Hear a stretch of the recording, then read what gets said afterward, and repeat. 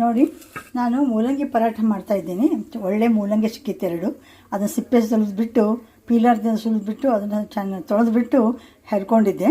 ಹೆರೆದ್ಬಿಟ್ಟು ಅದನ್ನು ಒಂದು ಬೌಲ್ಗೆ ಹಾಕ್ಕೊಂಡು ಅದಕ್ಕೆ ಸ್ವಲ್ಪ ಹಸಿಮೆಣಸಿನ್ಕಾಯಿ, ಈರುಳ್ಳಿ, ಮತ್ತು ಇದು ಕೊತ್ತಂಬರಿ, ಕರಿಬೇವು, ಧನಿಯಾ ಪೌಡರು, ಅರಿಶಿಣ ಪುಡಿ, ಖಾರ ಪುಡಿ, ಮತ್ತು ಸ್ವಲ್ಪ ಚಿಲ್ಲಿ ಫ್ಲೇಕ್ಸು, ಇದನ್ನೆಲ್ಲ ಓಂಕಾಳು ಹಾಕಿ ಆಮೇಲೆ ಅದು ತುರ್ಕೊಂಡಿದ್ದೆಲ್ಲ ಅದನ್ನು ಸ್ವಚ್ಛಾಗಿ ತೊಳ್ಕೊಂಡ್ಬಿಟ್ಟು ಹಿಂಡಿ ಅದರ ರಸ ಎಲ್ಲ ತೆಗೆದ್ಬಿಟ್ಟೆ, ಯಾಕಂದ್ರೆ ನೀರು ಭಾಳ ಇರ್ತದೆ ಅದರಲ್ಲಿ. ಆಮೇಲೆ ಇದಕ್ಕೆಲ್ಲ ಈ ಸಾಮಾನು ಹಾಕಿಬಿಟ್ಟು ಸ್ವಲ್ಪ ಮೈದಾ, ಸ್ವಲ್ಪ ಗೋಧಿ ಹಿಟ್ಟು ಕೂಡಿ ಹಾಕಿ ಕಲಸಿ 4 ತಾಸಾಗಿತ್ತು ಇಟ್ಟಿದ್ದೆ. ಈಗ ರೆಡಿ ಆಗಿದೆ. ಈಗ ಮಾಡ್ತಾಯಿದ್ದೀನಿ ನೋಡಿ. ಈಗ ಲಟ್ಸಿದ್ದೀನಿ ಇದನ್ನು. ಈಗ ಈ ರೀತಿ ನೋಡಿ, ಈಗ ಬೇಯಿಸ್ಲಿಕ್ಕೆ ಇಟ್ಟಿದ್ದೀನಿ, ಮಾಡ್ತಾಯಿದ್ದೀನಿ. ಒಳ್ಳೆ ಚೆನ್ನಾಗಿ ಆಗ್ತಾವೆ ಇವು. ಮೂಲಂಗಿ ಫ್ರೆಶ್ ಮೂಲಂಗಿ ಬರ್ತಾಯಿದೆ. ನೀವು ಇದನ್ನು ಡಿಶ್ ಔಟ್ ಮಾಡಿ ತೋರಿಸ್ತಾ ಇದ್ದೀನಿ ನಾನು. ಈಗ ಮೂಲಂಗಿ ಪರಾಠ ಏನದಲ್ಲ ಡಿಶ್ ಔಟ್ ಮಾಡಿದ್ದೀನಿ.